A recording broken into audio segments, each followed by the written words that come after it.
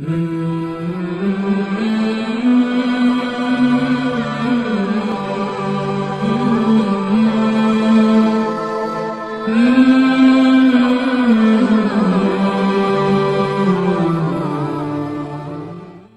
باللہ من الشیطان الرجیم بسم اللہ الرحمن الرحیم۔ سورۃ البقرہ، اس کا آج سے درس شروع کیا جاتا ہے انشاءاللہ۔ یہ قرآن پاک کی سب سے بڑی سورت ہے اور مدینہ منورہ میں سب سے پہلے نازل ہونا شروع ہوئی۔ اس کا نام سورۃ البقرہ ہے۔ بقرہ نقطوں والے کاف کے ساتھ گائے کو کہتے ہیں، اور بکری کو عربی میں شات کہتے ہیں، شات۔ چونکہ سورہ بقرہ میں بنی اسرائیل کے اندر ایک واقعہ پیش آیا تھا کہ ایک شخص قتل ہو گیا تھا اور اس کے قاتل کا پتہ نہیں چل رہا تھا، تو اس لیے اللہ رب العزت نے وحی کے ذریعے سے اطلاع کی کہ ایک گائے کو ذبح کیا جائے اور اس کے جسم کا حصہ ایک جزو کاٹ کے وہ اس مقتول کو لگایا جائے تو یہ زندہ ہو جائے گا اور زندہ ہو کر بتا دے گا کہ مجھے کس نے قتل کیا۔ چنانچہ ایسا ہی ہوا، تفصیلات انشاءاللہ اپنے مقام پر آ جائیں گی۔ تو گویا یہ واقعہ قیامت کے ثبوت کی ایک دلیل بھی ہے کہ جیسے اللہ رب العزت اس بات پر قادر ہیں کہ ایک جانور کے جسم کا ٹکڑا ایک مقتول کو لگایا اور وہ زندہ ہو گیا، حالانکہ عقل کے اعتبار سے اس کی کوئی صورت شکل موجود نہیں ہے، لیکن محض اللہ کی قدرت سے وہ زندہ ہوا۔ اسی طرح قیامت میں سارے لوگ اللہ کے حکم سے زندہ ہو جائیں گے اور قیامت برپا ہوگی۔ تو اس واقعے کی مناسبت سے اس سورت کا نام سورۃ البقرہ رکھا گیا ہے۔ اور اس سورت کی اگرچہ کچھ آیات ایسی بھی ہیں جو مکہ مکرمہ میں نازل ہوئی، لیکن اس کے باوجود چونکہ اصطلاح یہ ہے کہ جو ہجرت کے بعد نازل ہوئی، چاہے وہ مکہ ہی میں نازل ہوئی، تب بھی وہ مدنی ہی کہلاتی ہیں، اور کچھ آیات ایسی ہیں جو فتح مکہ کے بعد نازل ہوئیں۔ اور وَاتَّقُوا يَوْمًا تُرْجَعُونَ إِلَى اللَّهِ، اس آیت کے بارے میں روایت ہے کہ یہ قرآن پاک کی سب سے آخر میں نازل ہوئی، 10 ذی الحجہ 10 ہجری میں نبی پاک صلی اللہ علیہ وسلم کے حجۃ الوداع کے موقع پر مینا میں نازل ہوئی، اور اس کے پھر کچھ دنوں کے بعد آپ نبی پاک صلی اللہ علیہ وسلم دنیا سے تشریف لے گئے۔ تو بہرحال مدنی صورت ہے اور احکامات اس کے اندر سب سے زیادہ بیان کیے گئے ہیں، اور اس کے فضائل میں کافی احادیث ہیں۔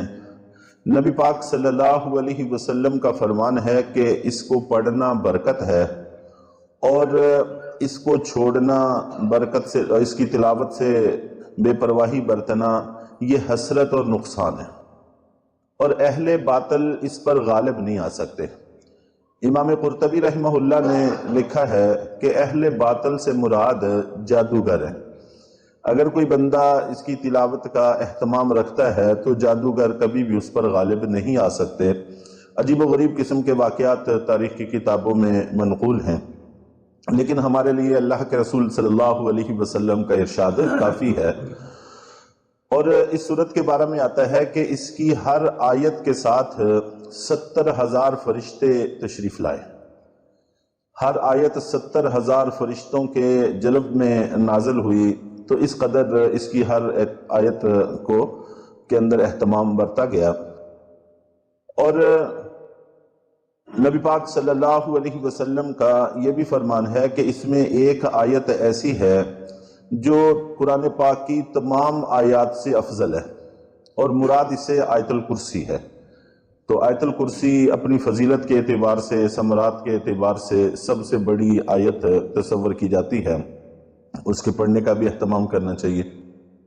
اور اسی طرح صحابہ کرام نقل کرتے ہیں کہ اس میں 10 آیات ایسی ہیں کہ اگر کوئی بندہ رات کو ان آیات کو پڑھ لیتا ہے تو اس کا پورا گھرانہ، گھر کے لوگ ہر طرح کی آفت سے، رنج سے، غم سے، ہر طرح کی ناگوار چیزوں سے محفوظ ہو جاتا ہے۔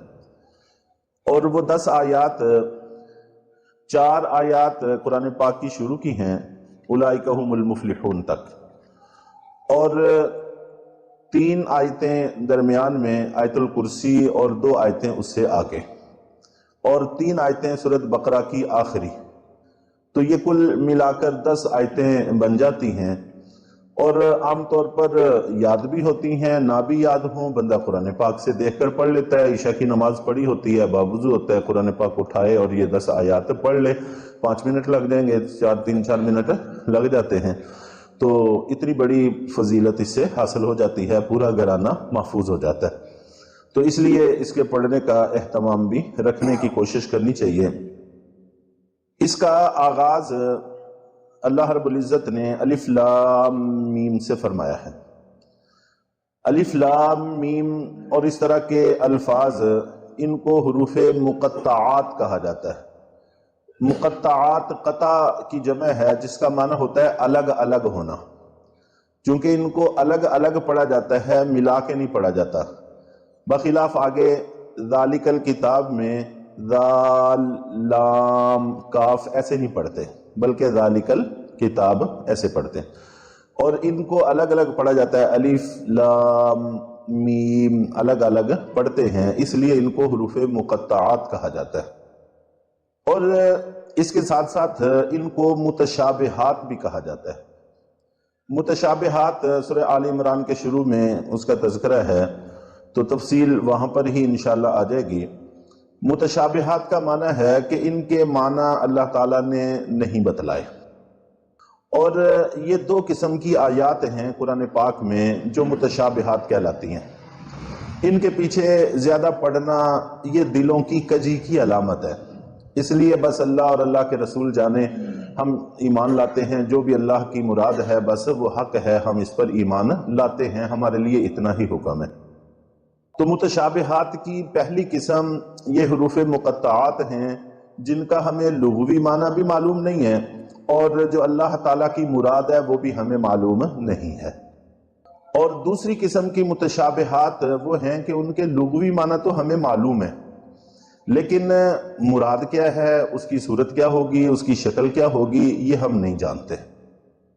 جیسے اللہ تعالیٰ کی ذات سے متعلق کچھ آیات ہیں، قرآن پاک میں کئی واقعات ہیں، ید اللہ علی الجماع، اللہ تعالیٰ کا ہاتھ، اللہ تعالیٰ کے ہاتھ کا کیا مطلب ہے، اس کی کیا شکل و صورت ہوگی، اللہ بہتر جانتے ہیں۔ لغوی معنی ہمیں معلوم ہے، لیکن اس کے بارے میں بھی یہی کہنا ضروری ہے کہ اللہ بہتر جانتے ہیں۔ جہنم کہے گی کہ کیا اور بھی ہیں جن کو جہنم میں ڈالا جائے، میرے اندر گنجائش موجود ہے، تو اللہ رب العزت اس پر اپنا قدم مبارک رکھیں گے تو وہ کہے گی کہ میں بھر گئی ہوں، بس۔ اس کا کیا مطلب ہے، کیا مفہوم ہے، کیا صورت ہوگی، اللہ بہتر جانتے ہیں۔ استوى علی العرش، اللہ تعالیٰ عرش پر مستوی ہو گئے، وہاں پر جلوہ افروز ہو گئے، اس کا کیا مطلب ہے، کیا صورت ہے، کیا شکل ہے، اللہ بہتر جانتے ہیں، ہم اس کو نہیں جانتے، بس اللہ نے کہہ دیا، ہم نے مان لیا۔ تو اس طرح کی بہت ساری آیات ہیں جن کے لغوی معنی ہمیں معلوم ہیں، لیکن اس کی حقیقت کیا ہے، اس کی صورت کیا ہے، وہ اللہ جانتے ہیں، ہم اس کو نہیں جانتے۔ یہ متشابہات کی دوسری قسم ہے۔